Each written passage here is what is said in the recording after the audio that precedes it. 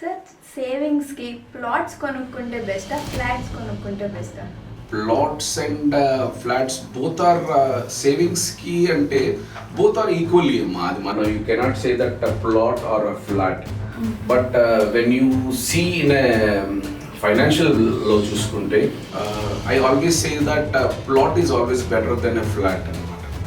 But ఈ question ఇంకో దీన్ని నేను ఎందుకు జస్టిఫై చేస్తానంటే, if you go and purchase a plot which is away from Vizag, ఈ రోజు మనం ప్లాట్ కొనాలంటే you need to move around 40 to 50 kilometers దాటి వెళ్తే కానీ మీ బడ్జెట్లో మీరు కొనలేరు ఫ్లాట్.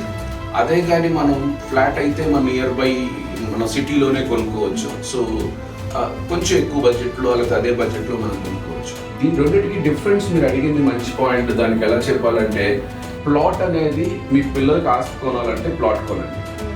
ఫ్లాట్ అనేది మీరు ఆస్తి మీరు హ్యాపీగా మీరు కాలర్ ఎత్తుకుని మీరు ఉండాలి అనుకుంటే ఫ్లాట్ కొనుక్కోండి.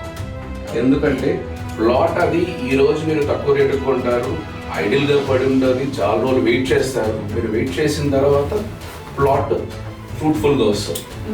అదే కానీ ఫ్లాట్ అంటే you will enjoy the flat, you going to stay in it, you will enjoy the flat. So ఈ రెండింటి కంపారిజన్ అంటే మనం చెప్పలేం ఇది రైటా అది రైటా.